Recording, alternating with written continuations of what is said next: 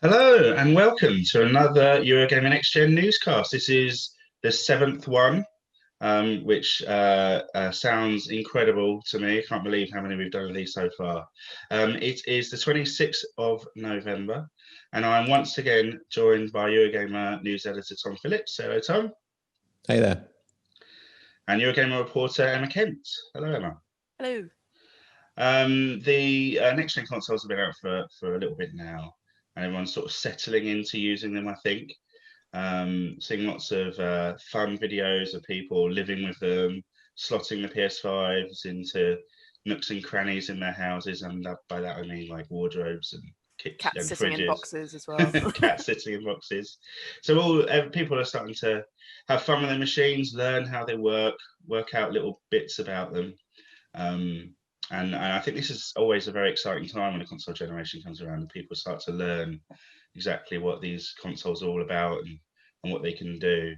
Sony has put out 2 updates for the PS5, and each time they have produced the most eloquent, elaborate, in-depth patch notes that you could possibly wish for.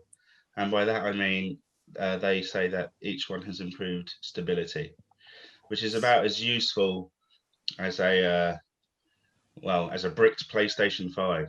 And then people are like, well, what do these updates do? And it's quite funny seeing people trying to work out what they're doing.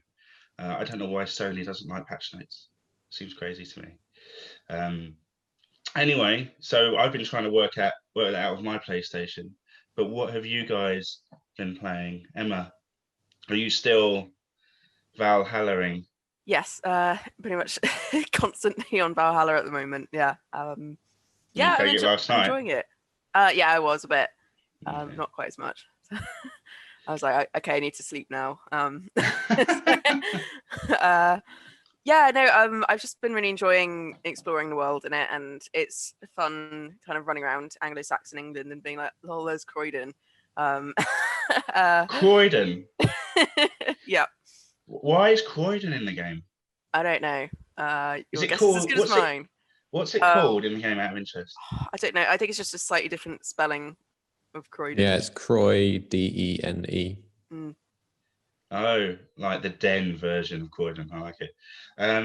So I grew up very close to Croydon, and in my interesting years, I'd often mess about in Croydon on a weekend after school and stuff. So I am curious how it looks in the game. Are there any shopping centres by any chance? I mean, I think there's like a turnip stall. There is a turnip stall in Croydon. There's a market. Hey, there's wow. a market. I don't know if it's a turnip stall. It's 5 since Anglo-Saxon times. Nothing has changed. Yeah, if only that were true, actually. Okay, well, I'm glad Croydon has made another appearance in a video game. God, I remember when. Do you ever see Iron Man? The one with Ben Kingsley in it. I can't remember. He's got this really random line where he does this shout out to Croydon in it, like in a scene with Iron Man. I don't know how it made it into the script, but I remember going to see that film in Croydon when it came out in the cinema. And when he said that, everyone jumped up out of their seats. I was like, Croydon. It was the only good bit of that movie. Anyway, Tom, what have you been? Are you still Valhallaing as well? It's funny because my university, this is not what I've been playing, but my university was in Civil War. It's the Avengers base. They filmed it there. Oh, really? Oh, wow. Yeah, and so now weirdly there are theme parks which have bits around the world, but they're based on the Avengers base, which is also my university, and they're now in like China. And wait, it's what very was your strange. university Anyway, again? I went to the University of East Anglia, which is based just outside Norwich.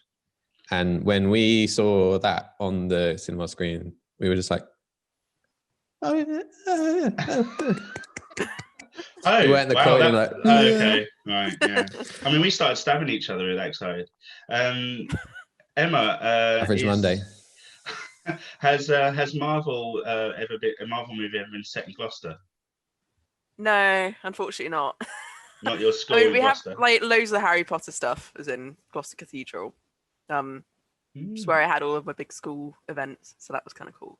Basically, like line up in the corridor where the troll went through, just being like. Your school was quite like Hogwarts, right? Okay. It had houses, if that counts. So. And house really? Yeah. Did you not have to go to school with houses in? Mate, we had very different school experiences. I think that much is clear. Yeah. I think that's been obvious for a while. No, we didn't have houses. What was the name of your house, Emma? Out of interest. Bearland. It's a red house. That's not even a word I've ever heard before. I don't even know. What does that mean? Well, I think they were named after like various important things to do with the school, so I can't actually remember what Bearland was named after. It's probably a building or something. Right, so it means like lots of land, doesn't it, in Croydon speak? Not really. I mean, see, you almost had it, Tom. I do appreciate the effort. Yeah, it's bare land, mate. Bare land, isn't it? Was that the evil one? See, my limited Harry Potter knowledge is there's a good one. No, there's an evil like, one, and then there's a one for all of the nerds, right? I was in Gryffindor, apparently. What's that? Is that the good one? Yeah, it's Harry's house, that one. Of course, yeah. Harry Potter's son goes in Slytherin, so it's not evil necessarily. It's had a bad reputation. Yeah, but that guy, the evil one's in the evil one, so it is evil. I mean, it's not evil, but all the evil people do go into Slytherin, so sounds pretty evil. Anyway, let's just talk about this for the rest of the hour. Yeah, when video game developers start putting our hometowns in their games, we all start freaking out. It's great. Anyway, so loads of next-gen news, as you would expect, to talk about this week, which is good for us. I want to start with a pretty interesting announcement from Sony this week about the success of the PS5. They have said the PS5 launch is our biggest console launch ever, and demand for PS5 is unprecedented. And they've also said that more PS5 stock will be coming to retailers before the end of 2020, which I imagine is good news for anyone who wants to get one and hasn't been able to do so far. But it's worth discussing what this statement actually means, because they're kind of selling themselves a little bit short, right? Tom, by them saying it's our biggest launch ever, what they're actually saying is it's the biggest console launch ever of all time, right? That's the indication, because the previous biggest console launch of all time, as far as we are aware, is the PlayStation 4. So if they've beaten their own console, which was previously the biggest selling in the world, then they now have the newest biggest selling console in the world at launch anyway. I guess they're being like safe with how they word it, because you could argue Microsoft doesn't release sales figures for its console, and PlayStation hasn't actually put a number on it right now either, so it's a little bit cautious. I don't think they need to worry about the Xbox Series X or no, S I know it's pretty obvious. More. I think they can say this stuff and it sounds great, and to the average person it sounds great, and it doesn't sound as good as the PS5 is the best-selling console launch ever. I mean, that is an incredible thing to say. You'd have thought they would have said that if that were true. It is. But people are saying it anyway. They can rely on analysts to come out and say this actually means this, and this is a really big deal, and it's a huge win for Sony. In early December 2013, Emma, what were you doing in early December 2013? I think I was. Had you graduated with your wizard stick? I was in year 13, so I think I still hadn't graduated. I don't think. No, not yet. I'm glad just ready to pass your newts. I don't know what that is. In early December 2013, Sony announced 2.1 million PlayStation 4s had been sold globally, and the PS4 went on sale on the 15th of November that year. So that was basically in like a few weeks. So I'm guessing the PS5 is going to sell more than that in a few weeks. I think this is a pretty incredible achievement, really. when you think about the pandemic and all of the logistical issues that has created, what they've done really is they've sold out, right? So to beat PS4, they put more PS5s into shops' hands to sell them. That's what's gone on here, really. But that's a pretty impressive effort, during the middle of coronavirus. And also, I keep thinking, like, the world is having an economic depression. All of the sort of projections show a deep economic crisis across the world as a result of coronavirus and recovering from that. And then I was like, is this going to have an impact on the success of the consoles? But it doesn't look like it. It looks like everyone's found their 450 quid from somewhere. Scraping it around from the bottom of a drawer. People invest in their own passions and hobbies when it comes to moments like this. And a bunch of companies have come out and said that actually they've done really well this year. Lego has done really well. And I was reading this week that a train toy, like a train set maker, has done really well because everyone's just like buying things to play at home now. And yes, £450 is a lot of money, but it's also, if you can have this and it sort of future proofs you for the next few years of gaming, it's a lot cheaper than, I don't know, going on holiday, if you just want to spend some time at home playing games instead. Yeah, maybe it's people's cancelled holiday money refunds kicking in just in time for Christmas. But yeah, I'm impressed. I think I've seen some people suggest the PS5 could end up being the best-selling console of all time if it tracks the way people are thinking it's going to track. Which would just be an incredible thing. And I keep hearing, is this the last console gen? I heard that last time around, like consoles were dead, and then look what happened with PS4. I've heard it again. I remember Microsoft were having to come out and say, look, we're still committed to consoles, because there was question marks about how they were going to play it. And the PS5 is the best-selling console at launch of all time. It's like people just still love consoles, and I do. I absolutely love it, so I can see why. So we know from Sony sort of vaguely that it's the best-selling console of all time. Microsoft hasn't put any numbers out either, so both of them are being vague. But what we're starting to actually understand now is very early days. There is a bit of a performance difference emerging in some key titles, and it's not the performance difference that you would have expected. Microsoft has basically been saying that the Xbox Series X is the world's most powerful console, but Digital Foundry's analysis of some games has shown that the PS5 version of some multi-platform games is performing better than the Xbox Series X version. And this is a surprise to me. But it'll be great to talk to you guys about what you thought would be the case going in. Emma, did you just assume that Xbox Series X games would perform better than PS5 games based on all the marketing and all the talk? I don't know. I honestly thought they'd probably be about the same, because I think coming into this, we kind of said, look, it seems like the consoles have power parity, and it's more a case of which exclusives or kind of model you want to go in with. So I feel like, yeah, there are some differences at the moment, but what the kind of sense I was getting from Digital Foundry is they are quite marginal a lot of the time. And that both the consoles are still very good in their own ways. So I would say that it's kind of interesting to see that there is a little bit of a difference, but I wouldn't say it's enough to be like, oh, you should not buy the Xbox.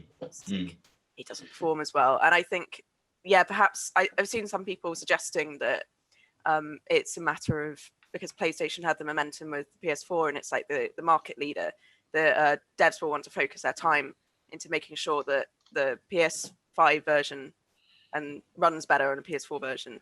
I'm not sure how much truth there is to that. Yeah, that doesn't feel like it's the true story behind this, to be honest. I mean, maybe there is an element of that. I don't think anyone will doubt that the PS5 will be an incredibly popular platform to develop for, and you do want to put effort into the popular platforms, but I think there's more going on here. Now, there's an interesting article on The Verge that was published this week where they looked at this issue. And what they're doing is they're looking at a lot of analysis that Digital Foundry has done that is showing that the PS5 versions of some games, big games, not little games, but actually big games, are performing better than Xbox Series X. And we're talking about, in some cases, serious differences in frame rate. And it's surprising, I think. And they have a statement from Microsoft about this. And I think the statement is interesting because it basically acknowledges this is an issue. They say that we are aware of performance issues in a handful of optimized titles on Xbox Series XS and are actively working with our partners to identify and resolve the issues to ensure an optimal experience. As we begin a new console generation, our partners are just now scratching the surface of what next-gen consoles can do, and minor bug fixes are expected as they learn how to take full advantage of our new platform. We are eager to continue working with developers to further explore the capability of Xbox Series XS in the future. Tom, what do you take from that statement, which I think is quite a decent statement from Microsoft on what's going on?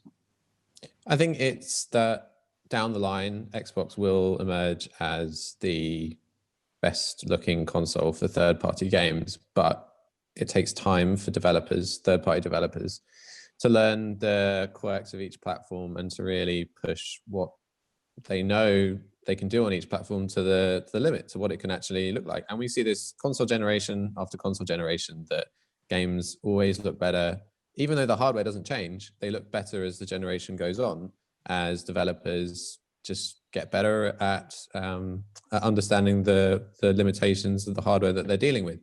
It's an interesting one because I've been playing Valhalla on Xbox Series X and it has like massive screen tearing issues. I've had to put it in my review. It's something that's actually being fixed today, Thursday, so it'll be out by the time you see this. In a patch, it's the first post-launch patch for that game, and they are adding in a performance mode, so that will eliminate screen tear and lock the frame rate. Now, this hasn't been an issue on PlayStation 5, and it's that really surprises me, that sort of that situation, because teraflops, all the teraflops talk, and then world's most powerful console. And then this, it's not a good look for Microsoft at the moment. But like the 10 and 12 teraflops thing, I think I was expecting games to just automatically look better on Xbox when you have a third-party title like Valhalla come out, just because that I think a lot of people, and I was too, thinking of teraflops as sort of the baseline, whereas actually it's the speed limit, and you can go up to the speed limit, but it's just how well you don't know how to drive the car. Wow, that's really good. Did you come up with that? That actually helps. Yes. Wow, Tom, genius. I think it's not just Assassins. Like there's an issue with Dirt and Devil May Cry, so Microsoft will obviously want to get on top of this relatively quickly. Now, what I think is interesting is talking about why this has happened. Because it doesn't really, I think it does need an explanation. Now, The Verge's article talks a little bit about essentially Microsoft coming in hot with the Xbox Series X, and developers as a result being behind on their Xbox Series X development versus PS5, which apparently Sony got into the hands of developers beforehand. And everything we're sort of hearing, and I've had a chat with Digital Foundry about this, is that Sony was ahead of the game in terms of like getting the PS5 to developers and the support for them for that, and generally just openness compared to Xbox. Now, pandemic, right? So we have to remember that. But it does look like the Sony has had an advantage pretty much all year. Emma, I don't know if that sort of makes sense to you as an explanation for why this might be happening. A little bit, I guess. And then, if that is the case, then we should expect to see some patches coming through from developers in the next few weeks and months, which will kind of bring it up to level. Yeah, that could certainly explain it. I think there was also something about how Microsoft wanted to hang back a little bit because it wanted a specific type of chip for its consoles. And the name escapes me. It's too early in the morning. Yeah, I wonder if we'll see if there's like a reason why they decided it was worth hanging back and putting themselves in a slightly more delayed position to get that. That's so. Yeah, you're exactly right on that. Phil Spencer, boss of Xbox, he talked to The Verge about this in an interview. It waited for full RDNA 2 support from AMD for the Xbox Series X, and they haven't really explained why they waited for that. What Phil Spencer said was he said we were a little bit later than the competition because we were waiting for some specific AMD technology in our chip. So it's stuff like this which has put Microsoft a little bit behind. But everything I'm hearing is that give it half a year, give it like 12 months, and the situation will be different, you know. So it's an early doors problem, but I don't think this is like the PS3. I don't think this is like the Xbox One versus PS4 situation, right? No, none of us feel like it's like that, right? No. Yeah. I think time will tell. Yeah, cool. Okay, so the other thing that's sort of emerged this week is just how rough it has been getting a next-gen console. And it seems to be particularly bad for people trying to get a PlayStation 5. And now, Tom, you've been on top of this story all week, and you've done some fantastic reporting that's on the site now. But let's start with talk of a scalper ring, which sounds terrible to me, that has apparently been using bots to snap up thousands of PS5s so they can be resold for thousands of pounds of profit. What's the story here? Well, scalping has long been an issue. That is not new, and neither is this group, this collective of people. They previously existed to try and make money reselling expensive sneakers and trainers when they went on sale, which apparently is a really big deal. And this time around, they have turned their eyes to the PlayStation 5 launch, and their prime goal is to secure as many PlayStations as possible and then flip them for a profit. And they advertise this to their members as almost like as a business scheme. And the idea is to gather up as many as possible using just like collective knowledge of where they're about to go on sale and bot tools to sort of scan where pages have gone live. And that's my cat again. Love the cameo. Oh, wow. Every week.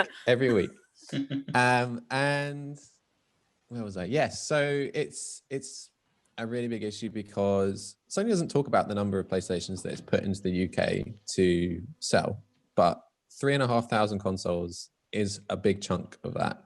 This is what they're claiming, right? They got hold of.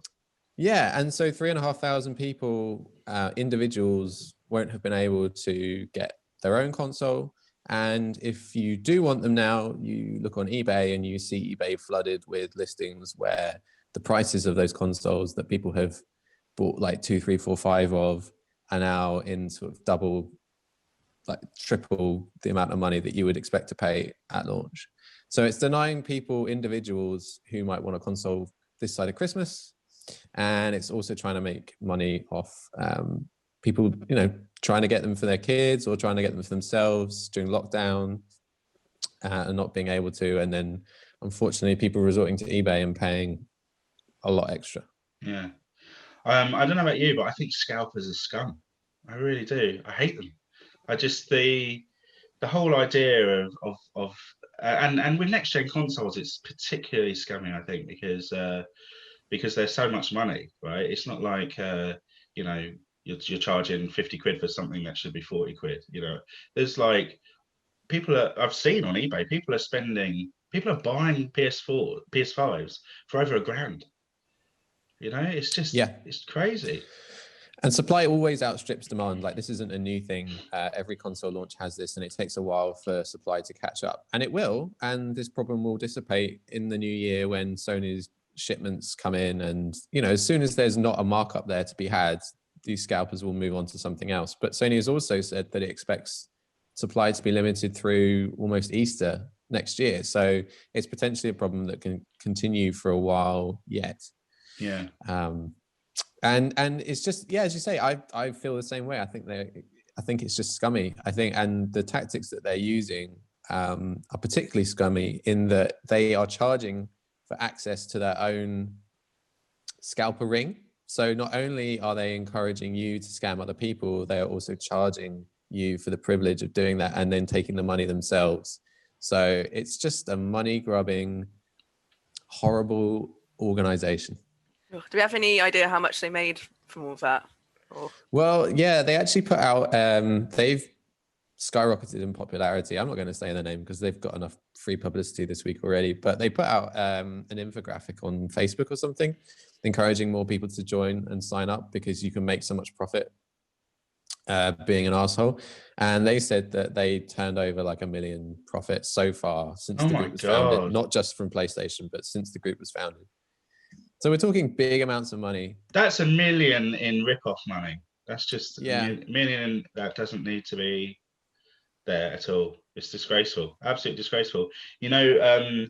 Alexa, my wife was telling me about the local Facebook group for where we live, in the village we live, and a guy advertised he was selling a PS5 for like 900 quid, and all of the comments were calling him scum, like saying, "What you do, so this is disgraceful, this is disgusting."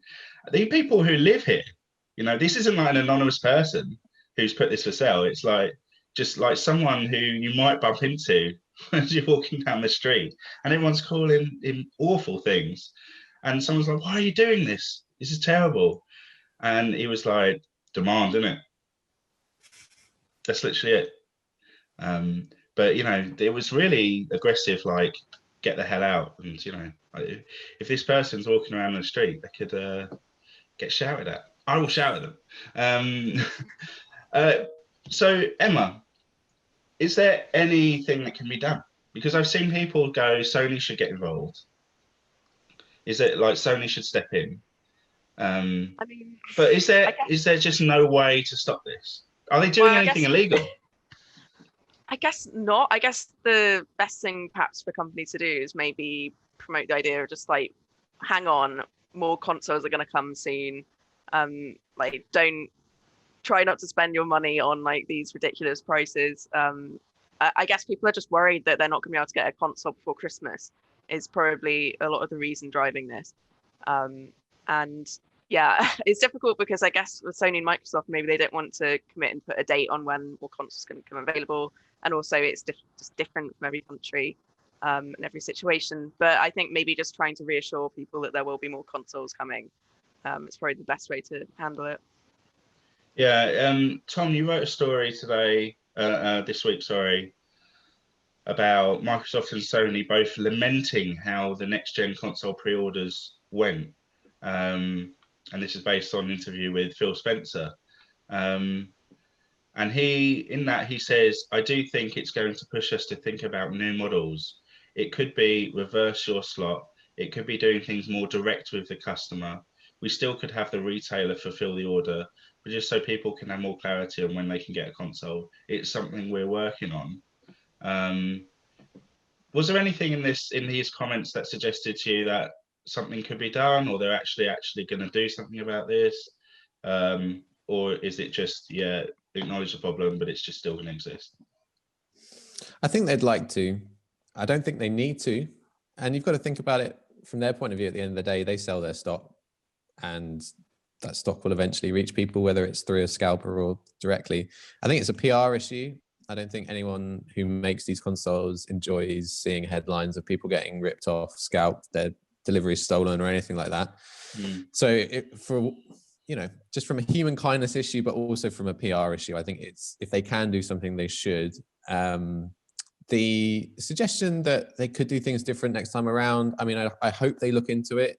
It's going to be a little while, I think, before the next round of consoles come out. But the suggestion that you could reserve a particular time to then go and purchase your console online to relieve some of the bottlenecking that we saw with people just trying to log on to websites and the websites just falling over. Something like that. They could try and increase the protection for to ensure individual sellers, so that you require some kind of identification, but it's a lot of work. I think that the easiest thing that they can do is just try, I think as Emma said, just try and release more stock into the marketplace as quickly as possible, because as soon as you do that, more people get the consoles, they come down in terms of excitement for scalpers to try and rip off. And that's what people are waiting for. Do you think there's any responsibility from sites like eBay to look at these listings and maybe either take them down or just issue a warning to people? So like setting like maximum and minimum like figures, or is that just, I mean, is that unrealistic? I think you're asking, in an ideal world, you're asking eBay to reduce its own cut. It's true. Yeah, I don't think they will. eBay doesn't intervene with a lot of stuff, as I've seen in the past, because you get loads of like people advertising hacking and all sorts on there. It's just a huge marketplace, so it's kind of sometimes hard to moderate. But I think maybe they could have like a warning on there being like, this is being sold above, retail price. But I don't think they'll do it. No. You mean so the person who's actually buying will get an alert that says, look, just so you know, this is what the normal price is. This is what the normal price for it is. Yeah. And this in an ideal world, that would be something that would be cool to see, but I don't think it's going to happen.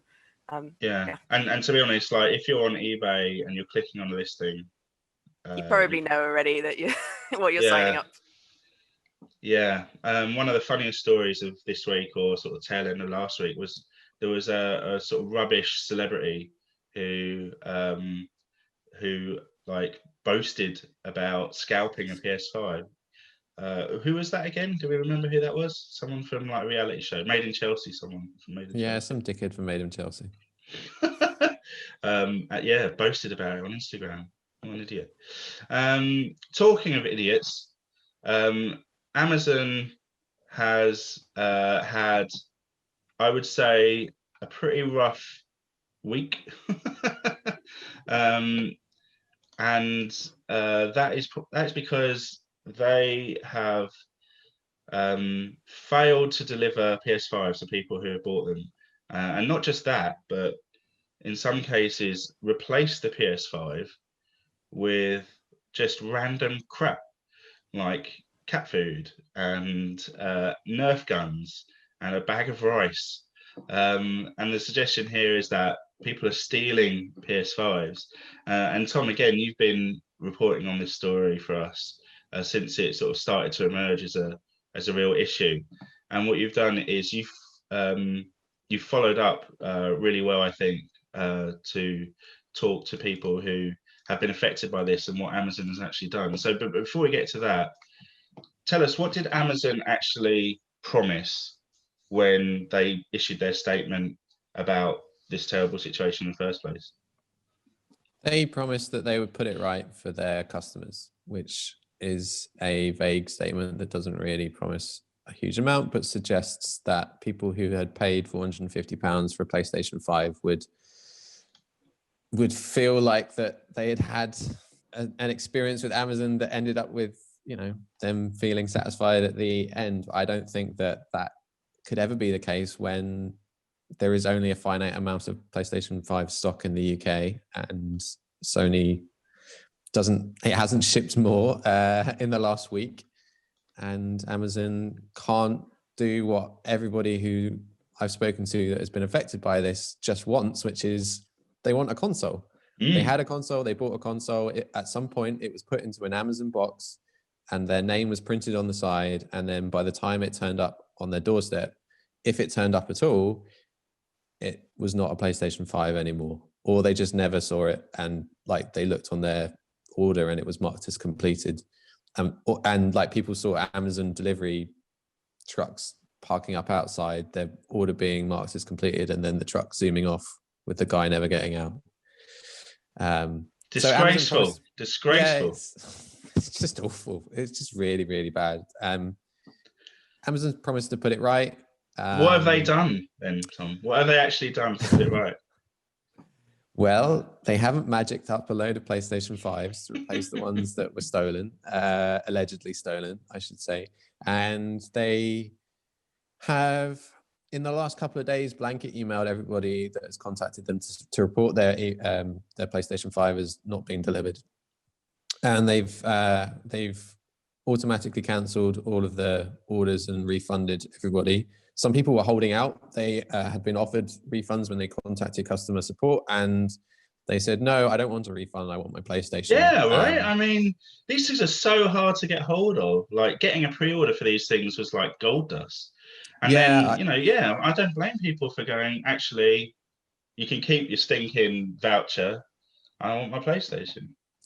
I spoke to a few people who really didn't want to cancel their pre-order because they felt as soon as they did that, their personal contract with Amazon regarding their order was over, and that they had accepted that it wasn't going to come, and they just had their money back, and then that was sort of case closed, right? And so that dragged on for a couple of days, and obviously Amazon has been doing its own internal investigations, which we don't know the results of. Customers are no wiser to the results of what Amazon exactly knows about what happened. It's not probably ever going to share unless it's forced to. Somehow, legally, maybe, perhaps. But they have now cancelled everybody's pre-orders and blanket given everybody a £10 Amazon gift voucher. There are people who That's have 1/7 of Demon Souls. Right, yeah. It's like 1/45 of a PlayStation 5. There have been people who have been complaining to Amazon support, and they have got more. There are several cases that I've heard of where people have got up to £50. Still won't get your Demon Souls. No, that's 1/9 of a PlayStation. And then there are like a rogue couple of people who have somehow managed to wangle £150 out of Amazon, which, you're getting on for a third now of a PlayStation 5. But no one has a PlayStation 5, right? At the end of the day, that's the result here. Everyone's just PlayStation 5-less, and there is no more immediate stock to replace them. Amazon put one line in their blanket email which said, if there is a way that we can prioritize you for the next round of PlayStation 5 orders that comes around, we will let you know. Because that's the question that people have been asking next after where's my console. It's, if I have to buy another one, are you going to give me any kind of priority booking? Are you going to ensure that, I literally just want to give you my £450 and you give me a PlayStation. Can you make that any easier for me next time around?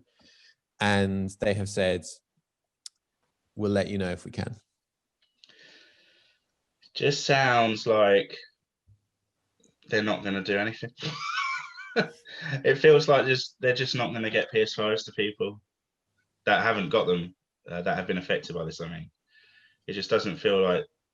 I don't even know if they can do anything, because it would involve Sony giving them more stock, and that's that's a completely different thing, right? That's like Sony can make as many. They can only make as many as they can. They can only distribute as many as they can. That is not in Amazon's control.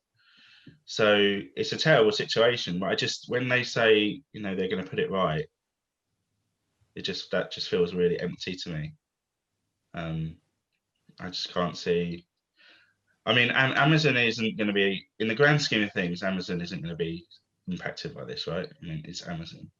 So no, not at all. Some people have said, "Oh, I'm going to cancel my Prime subscription," and fair play. That I think if this happened to me, I would not probably order with Amazon for a good long while. But Amazon, what a threat! Poor Jeff. Jeff will be right. Like, it's absolutely no threat. It's the shame. It's obviously going to change nothing, except some people are going to be really pissed off, and Amazon's going to take a PR hit. And you would hope that Amazon would not want to take a similar PR hit again, and they might improve something behind the scenes to ensure that this doesn't happen again, whether it's paying their drivers more so they're not tempted to potentially make off with PlayStation 5s, or more likely it will be increased order security. They already have this system. If you try and deliver something expensive to an address that's not your home, you have to give a code verbally, And in those cases, those PlayStation 5s were delivered because on Amazon's own internal system, you can't mark an order as delivered until you get that code. So I would like them to roll that. Just do that for it all. Yeah. Just do that for all PS5 deliveries, or big ticket stuff. I mean, that just stop it right there. Maybe they'll change their policy. Emma, how would you handle this if you had if Amazon told you they hadn't got your PS5 that you paid for? God, I don't know. I'd probably try and see if there's like an industry body that I could complain to. I don't know who you complain to actually. Eurogamer. I mean, yeah, obviously. But yeah, I guess if there are enough people affected by this, there is a chance that they could group together and try and I don't know, get a government body to like look into it, or maybe I don't know. Is there any chance of there being legal action? I don't know if people are that bothered to actually do that, but yeah. I mean, you've got the class action system in the States, right? And you've seen that being used in the video game industry quite a lot. But I don't think it would be a different process in the UK, and that's exactly it. The time and effort required to do something like that. We'll see. I certainly think Amazon needs to. I think what would be good for Amazon would be for it to be seen to be taking this seriously and issue a statement based on some sort of investigation that they've done. I think that people at least deserve that. And if they can say, look, we've looked into this and yeah, there have been some serious issues, we're going to learn from it, and we're going to try and do a few things differently. People might, start to sort of go, oh, okay, at least they're sort of taking it seriously. But, when they're issuing statements saying they're going to make it right, and then, they're giving people a tenner. I mean, that's a couple of fancy Christmas coffees. It's not going to help anyone. Okay, so Emma, you're still. We talk a lot about the PS5 and the Xbox Series X, but you're still using the S. And I've seen some chat this week online about the S potentially being sort of left behind when it comes to performance and stuff. And I think a lot of that talk is from people who maybe don't have one, they're not using one. But you've been using one all this time. Are you really satisfied with your S? Do you feel like, and any sort of like, do you feel any sort of pressure or like desire to upgrade to a PS5 or an Xbox Series X? Are you happy with the S and how it works? Yeah, no, I'm pretty happy with it, to be honest. I haven't really had any, significant issues with it at all. I think it's just a very cute little console that's very good for going through Game Pass, and that's what I've mainly been using it for, that and playing Valhalla. And then Valhalla's just got its own bugs. But no, it hasn't really bothered me at all. And like, I don't have big kind of telly. It was like 4K, 120 hertz output. It's like, for me, it's not really worth upgrading. It's like the S does the kind of level that I need, so it's fine. I'm not too worried at the moment. Maybe in like a few years, when games start to get more demanding, maybe that would be more of an issue then, and I'll consider upgrading at that point. But at the moment, I feel okay with it. It's a bit of a shame sometimes where it's like, oh yeah, the Series S doesn't run 60 FPS. It's like 30, where the other consoles will do 60. I think that's probably like the main downside for me, but other than that, I'm pretty happy with it. Now, ray tracing is something that people talk about a lot as a cool next-gen feature. Do you feel like you're missing out with using the S, given ray tracing isn't really it's not really a console for ray tracing? I mean, if I want to play something in ray tracing, I'll just do it on my PC, to be honest. Like the Series S is a secondary console, a secondary platform for me almost. I'm not too bothered by it. I think I can manage without it. It's like bells and whistles on top of I don't know, like the base gameplay for me. And yeah, if I want a really high performance stuff, I'll just whack onto my PC. But if I just want to kind of browse through Game Pass and everything just run pretty well, then Series S. Yeah. Yeah, no, I think that's fair enough, and I think that's the thing that people are forgetting, which is it's not really meant to be like the main console in this whole next gen launch. It is maybe someone's secondary platform, or it is like an entry level thing for a lot of people. I love its price. I love how it looks. So yeah, I think the tech side of things, I think, will become an issue further down the line. From the sounds of things, it's pretty good for now. Let's briefly look forward to next week, because we are inching closer to the release of Cyberpunk 2077. The release date was recently cemented by CD Projekt, the 10th of December. Yeah, they just did a financial call where they said, yeah, it's definitely coming out this time on this date. We're not changing it. Really, 10th of December is what's happening. In that same financial call, by the way, they talked about The Witcher 3 still selling bucket loads and making them loads of money. It's crazy what that game has done for them. So I briefly want to talk about Cyberpunk to close us out. Tom, do you intend to play Cyberpunk when it comes out? Is that something you're going to do? Yeah, for sure. I think it's going to be one of the most interesting games of the year. And I'm really curious to see exactly what I can find in it. I think they've done a pretty good job of keeping the bulk of the game under wraps. There's certain sequences that they've shown quite a lot of now, the very early game and certain characters, but we still have really very little idea about what the bulk of it is like. And there was a report this week that someone at CD Projekt who's playing the game through start to finish at the moment still hasn't finished it in 175 hours or something like that, which suggests that there's quite a lot of game there in the game. I'm just hugely curious. I'm curious about the story, exactly what it's like to play, exactly how it treats certain themes and issues, and I'm sure we'll be hearing a lot about it for a very long time to come. So yeah, it's certainly piqued my interest. Yeah. And you're playing it on the Xbox Series X, I presume? Yeah, for sure. Yeah, it looks like it's going to look great. Yeah. So, Emma, I take it you're going to be jumping into Cyberpunk when it comes out as well? Yeah, for sure. I'm kind of fascinated by it, and yeah, what they've been working on behind the scenes. Probably going to spend about 5 hours just in the character creator alone. I swear, it's going to take me ages to get to the actual game. You can change your character's teeth. Did you know that? And fingernails. I didn't know that. And fingernails, teeth and fingernails. My kids' two favorite things. What are you playing it on? Are you going to go with your PC for that, Emma, or are you going to go with your Series S? Well, it's just the interesting thing. Probably gonna have to do both because I'm going home for Christmas, and I'm like, oh god, how am I going to play Cyberpunk? I can't take my PC home with me, but I can take the S. So I'm thinking I might start with the S, and then maybe later on, if I want to see if anyone's tried to do mods or weird stuff with it, then I'll get it on PC. But yeah, it's going to be fascinating to see how this game runs across all the different platforms. I think it's going to be. I mean, we talked about this before, but I think it's going to look pretty cool on high-spec PCs and next-gen consoles.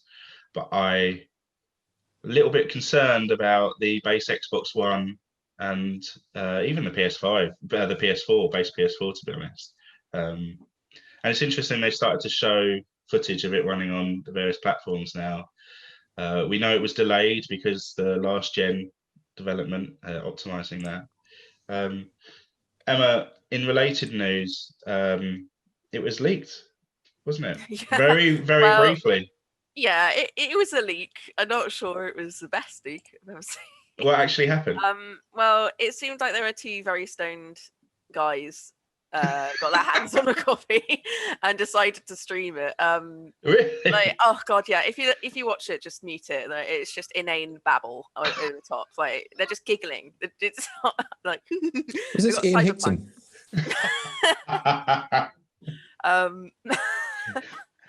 Yeah.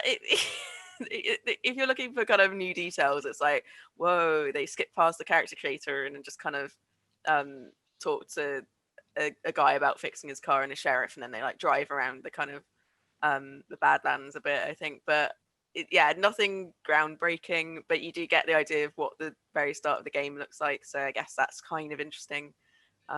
Right. So two guys managed to get a copy of the game, or one of them invited their friend over, and they thought it would be a good idea to stream it on Twitch. Yeah, they streamed it.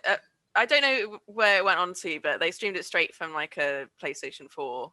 We think it was a Pro, but like directly from that. And I don't know. I wonder if they must have just got a copy from a warehouse somewhere, because the same day people were posting photos of them in warehouses holding Cyberpunk. So I guess that's what must have happened there. Right. Wow. So you watched the whole thing, huh? And you put yourself through the whole stoner run playthrough. Yeah, at one point I was like, okay, it's time for mute. Do we think this is going to be the biggest game of the year? It feels like it's going to be, to me. Probably. It feels like it's going to sell more than, I don't know what is the biggest game of the year, but I imagine like Call of Duty perhaps, or FIFA maybe, maybe Animal Crossing, I don't know. Do we think it's going to outsell everything from this year? It's difficult, isn't it? Because it's coming out right at the end of it. But that said, most launch sales come from pre-orders, and CD Projekt has probably been taking pre-orders for like over a year now. So this game was announced in 2013. Oh my god! Yeah, when the year the PS4 and the Xbox One came out, with that teaser, with the woman who's got the like metal spidery bits. That teaser came out 7 years ago. I think it's gonna do very well. But what you're seeing with Witcher, right? And you just mentioned it. What are we? 5, 6, 7 years on from when The Witcher 3 came out. Not only is it going to do really well this year, but it's also just going to continue to sell, and they are going to continue to build on it through expansions and the multiplayer, whatever that looks like down the line. So I don't think you can understate how important and influential this game has the potential to be. Like 7 years down the line, we're now into season 2 filming of the Witcher TV show based on those games. And that franchise existed for ages via books, but it was CD Projekt's game that put that franchise on the map internationally outside Poland. And you can say the same about Cyberpunk. I wonder if they've done a deal for Cyberpunk Netflix. I'd imagine. Yeah, get Keanu in there. Keanu, yes. Keanu. Oh my god! We should wrap this up. But the silliest story I did like a weekend ago. Keanu Reeves, the actor, is canon in Cyberpunk, not Johnny Silverhand, although he's the character that he plays, but Keanu Reeves himself. And this is all because Keanu Reeves was mentioned in a lyric in a music video by a fictitious band set in the Cyberpunk universe, played by a real rap act. And they had a Keanu Reeves lyric, and the developer at CD Projekt tweeted to say, yeah, Keanu Reeves is canon Cyberpunk because he was actually this sort of little known actor from before the collapse in the 90s, where the real world sort of diverges from itself to become the cyberpunk world. And he was always known as this sort of weird actor who really looked a lot like Johnny Silverhand. And everyone's like, what are you talking about? Like, you just, the mental gymnastics to try and make this make sense, because this, this act put Keanu Reeves in the lyric. It's great. So yeah, Keanu Reeves is canon Cyberpunk. On that note, let's wrap up. Tom, for those who want to follow you on Twitter for more stories of Nerf guns and robberies from outside doorsteps, where should they go? I'm at Tom Phillips EG. And Emma, for those who wish to learn the wizarding ways Where should they go? It's at GoneEFK. And I'm at WYP100. Thanks very much, guys. Bye.